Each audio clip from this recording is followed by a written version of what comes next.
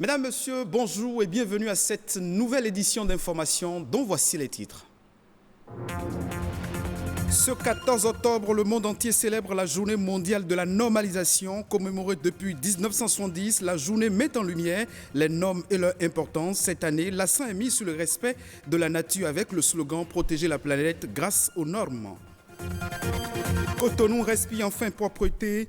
Le projet de salubrité et de gestion des déchets dans le Grand Nokoué est désormais dans sa phase active. Alessandra Diotan a fait le constat à Cotonou.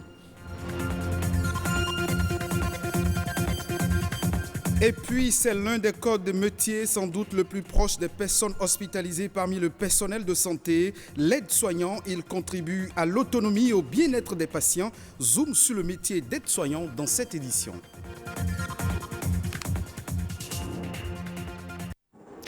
Aujourd'hui, 14 octobre, le monde entier célèbre la journée mondiale de la normalisation. D'un point de vue économique, les normes favorisent l'innovation dans les entreprises. Des experts disent que les normes sont une passerelle entre l'innovation et le marché d'écoulement d'un produit. Souvent, les entreprises utilisent la normalisation pour satisfaire aux exigences de qualité et de sécurité de leurs clients. Mais aujourd'hui, les normes sont-elles respectées dans nos sociétés ? Josué Daniel Sosa nous en dit un peu plus à travers cet élément. Elle est indispensable pour l'humanité. La normalisation, un ensemble de procédures visant à rétablir une situation conforme aux règles habituelles des nations. Sans les normes internationales communes, établies et reconnues, pas d'échange possible dans les domaines comme l'informatique, les technologies de l'information et des télécommunications, l'énergie, les transports et bien d'autres. La normalisation a pour objectif de faciliter les transactions parce que ça fait véhiculer un langage commun. Et ça permet aussi de rendre facile l'accès aux produits et ça permet également à tout le monde de respecter les règles, les tests, tout ce qu'on a mis en place. Ça facilite aussi le transfert de compétences et de technologies. Ainsi, les normes sont là pour pallier la diversité du monde de plus en plus connecté en apportant une harmonie partout où il nous faut être sûr de communiquer dans la même langue. Au Bénin, plusieurs normes ont été adoptées, mais malheureusement, elles ne sont pas totalement respectées. Au Bénin, on a tellement de normes, mais le vrai problème, c'est que ces normes-là ne sont pas très connues et appropriées parce que nous n'avons pas certainement la vraie culture des normes. À titre d'exemple, aujourd'hui, on a du mal à appréhender réellement les normes. Mais prenez les feux tricolores, c'est aussi une normalisation. Donc ça veut dire que quand le feu est au rouge, on doit pouvoir attendre. Mais combien d'automobilistes arrivent à respecter ces normes? Prenez l'exemple des chèques. C'est parce que c'est une norme internationale que, en prenant votre chèque d'une banque à une autre, ça peut être accepté. Si ce n'était pas normalisé, vous avez votre chèque, vous allez dans une autre banque, personne ne vous prendra ça. Autant de normes qu'il faut respecter, mais ignorer parfois pas les usagers.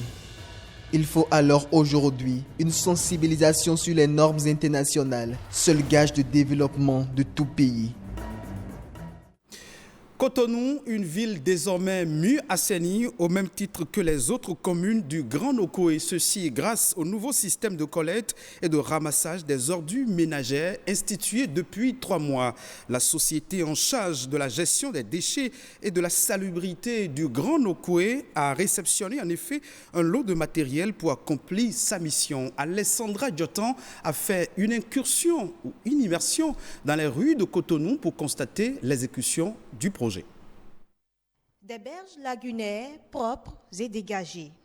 Plus d'ordures déversées au niveau de dépotoirs sauvages ou jetées dans les bas-fonds par les structures de collecte. La composante salubrité du projet de modernisation et de gestion des déchets solides dans le Grand Nokoué apporte une révolution dans le secteur. Vous allez voir qu'il y a une dizaine de baumes qui circulent sur les grandes artères. Puis, systématiquement, aujourd'hui, les déchets qui sont ramassés dans les maisons ne restent plus dans les quartiers, ne restent plus dans les villes. À l'œuvre sur le terrain, une équipe coordonnée de main de maître par le directeur opérationnel adjoint qui explique. Le premier maillon, c'est la pré-collecte.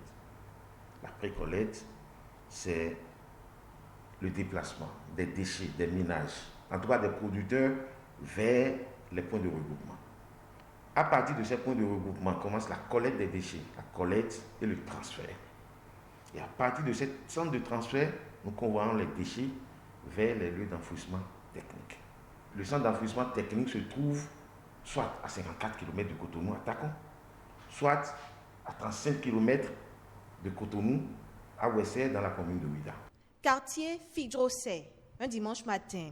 Ferdinand Davy, superviseur de zone, et son équipe est surpris travaillant d'arrache-pied pour débarrasser les ménages des ordures. Le boulot, c'est 7 jours sur 7. Les ordures sont ramassées régulièrement et c'est plus propre qu'avant comparé à ceux qu'on payait. C'est une très belle méthode parce que ça émène de l'innovation, ça émène de l'ingéniosité. C'est très bien, nous saluons le gouvernement pour cet effort qu'il fait. Tous les ménages sur le territoire ciblé ne jouissent cependant pas encore des avantages du projet. C'est le cas, par exemple, dans cette zone du quartier Agla. Comme les connecteurs des ordures ne viennent pas régulièrement, moi je me suis abonné à un gars du quartier et il vient me vider ça à tout moment. Quand il finit de collectionner les ordures chez nous, il va vider ça dans les bas-fonds. La fois dernière, ils sont venus, mais ils sont passés juste dans l'avant. Parce que les ordures étaient beaucoup, on a creusé un grand trou là, on a ramassé les ordures dedans. Ce que nous déplorons au fait, c'est le fait qu'on n'ait pas affecté des camions de ramassage dans notre zone. Le superviseur de zone se défend. Normalement, on ne devrait pas passer dans les rues pour ramasser auprès des ménages. Donc c'est compte tenu des plaintes et compte tenu de la situation de la saison pluvieuse qu'on a mis à disposition les baumes qui ne passent que les dimanches.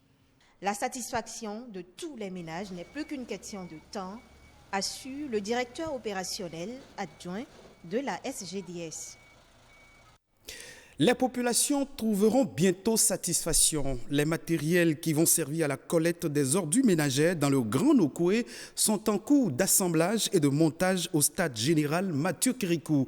Ces équipements seront distribués aux 69 petites et moyennes entreprises PME chargées de la collecte directe des déchets auprès des ménages dans le Grand Nokoué. Suivez ici les explications de Mesmer Yehou, directeur adjoint de la Société de gestion des déchets solides du Grand Nokoué. Le dispositif tel que prévu devrait être mis en œuvre par phase. La première phase devrait commencer par 20 zones sur les 69. Mais chemin faisant, nous avons constaté que les autres zones qui devraient être gérées par les anciennes structures ne l'étaient pas. Donc on a dû passer de 20 à 33 d'abord, après de 33 à 42. Ce qui a fait que, disons, les structures de pré-collecte ont été un peu débordées parce que le matériel qu'on devait mettre à leur disposition n'était pas encore là. Ils ont dû travailler avec le matériel de bord. Mais heureusement, aujourd'hui, nous avons notre matériel qui est arrivé et qui est en train d'être monté. Et d'ici à la semaine prochaine, nous allons mettre ce matériel à disposition des PME.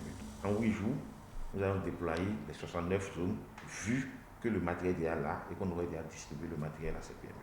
Toute œuvre à son démarrage connaît des difficultés et c'est cette difficulté que nous connaissons actuellement. Mais le dispositif est en train d'être mis en place et très bientôt, les populations seront soulagées. Bientôt, vous allez voir les tricycles que nous allons utiliser. C'est des tricycles assez modernes qui demandent l'utilisation de poubelles aux normes. Ces poubelles sont un peu partout, au marché d'Antopa, au marché Saint-Michel, ce qui permettra, disons, d'accélérer la collecte et ce qui permettra de couvrir le maximum les ménages que doivent couvrir les PME.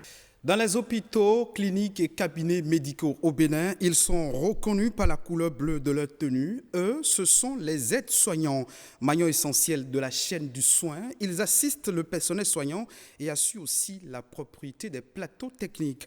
Zoom sur le métier d'aide-soignant dans ce journal. Au service social de l'hôpital de la Mère et de l'Enfant Lagune, Dame Laetitia est aide-soignante. 27 ans déjà qu'elle exerce ce métier.